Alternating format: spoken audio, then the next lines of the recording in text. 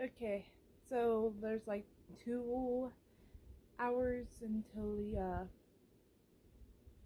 NASCAR Cup Series race comes on, or the pre-race show comes on, Countdown to Green show comes on. Uh, my thoughts on what this race is gonna be like before it actually goes down here in a couple of hours. My pick is Bubba Wallace. He is in a need to win Sister Racing, or he will be eliminated. So if he places second, he's eliminated. If he places third, he's eliminated. So he's in a must need to win situation. But hang on, I saw something. I want to read it for y'all. So I need to put on my TV. Hang on. Okay, this is from the NASCAR app. So I'm going to read this. On the flip side of the cut line sits the number 23 Toyota from the 2311 Racing driver Bubba Wallace. Was less than half a lap away from locking himself into the round of 8 with a victory at Kansas before contact with boss Denny Hamlin left him in the wall in 5th in the running order. Wallace enters the Roval 10th in points, 26 points out.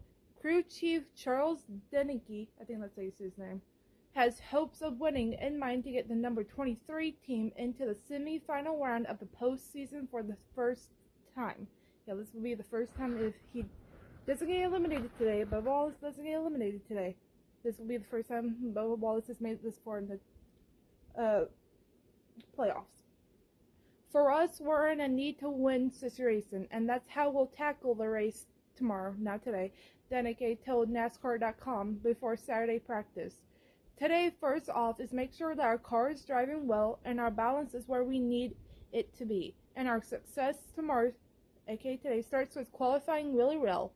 Bubba is very capable here, so we'll set our sights on qualifying really well so that we can race for the win. A solid 12th place qualifying effort marks Wallace's third straight starting spots inside the top 15 at the Charlotte Roval.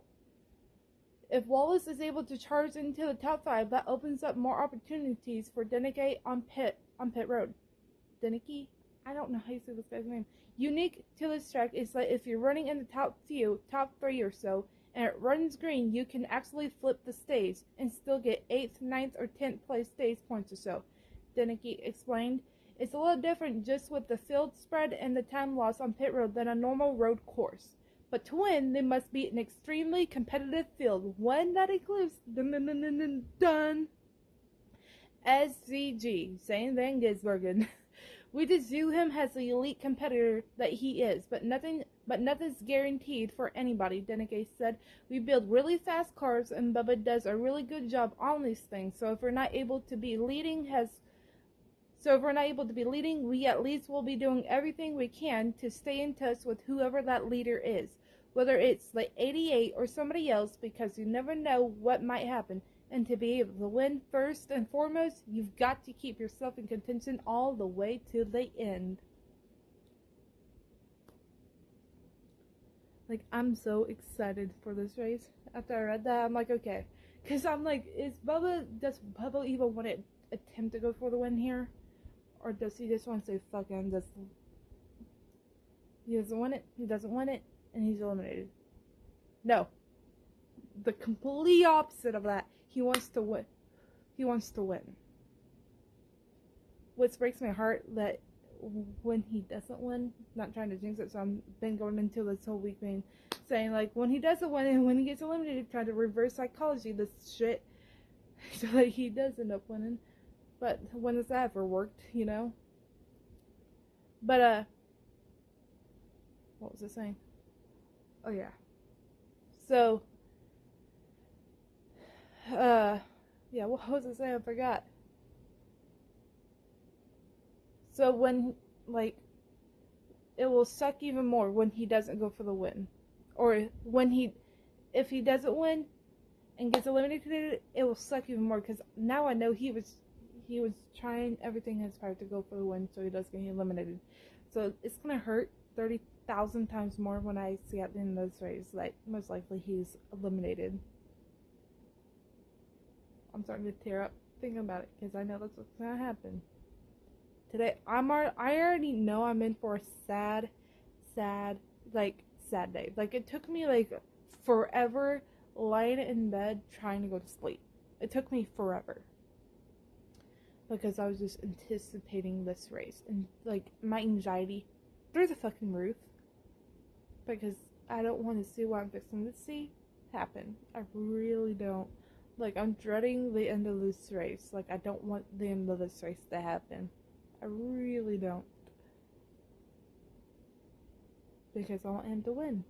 And I know that's most likely because of SVG. Same thing Gisbergen. That most likely is not going to happen. How do you beat Sam Van Gisbergen? It's like, to beat Sam Van Gisbergen, like, he has to, like, have a very bad mistake happen. Or, like, just something very bad has to happen to SVG for somebody else to even try to contend for the win. So I'm just like, well, how do you go about doing that if Sam Van Gisbergen doesn't have, like, a mistake happen or something? How do you beat Sam Van Gisbergen? I've said this all week. How will Bubba Wallace even attempt to beat Sam Van Gisbergen? He'll be lucky if he does win. I will just say that is just luck and a miracle. But miracles don't happen in NASCAR. I think we've learned that. I mean, when was the last time, like, a miracle like this happened? It's been a while. So, miracle's not going to happen, and that is what it is. But that is my thoughts on Bubba Wallace, this race today. Oh yeah, let me put something on the screen that I saw Bubba Wallace's spotter, Freddie, posted on Twitter/X that I'm going to turn it into a drinking game with Dr. Pepper. So every time I hear on the radio Freddie say this word, I'm going to take a sip of Dr. Pepper. I'll put it on the screen. Hang on.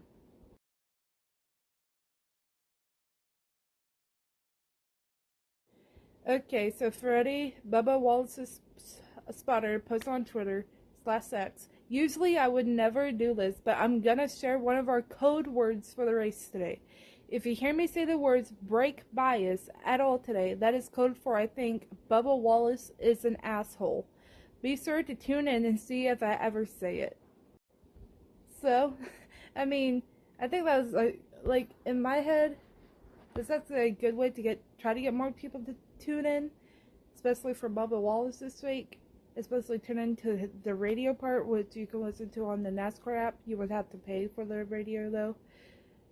It's uncensored and everything, so it's not bleeped, and it's not bleeped on the HBO Max app either. But I believe it's kind of easier to hear them better on the NASCAR app. But I'm gonna have the HBO Max one pulled up because it has the in-car camera too. But every time I hear Freddie say "brake bias," that's when I'm going to take a sip of Dr. Pepper. And I will be writing down every time how many times he says it.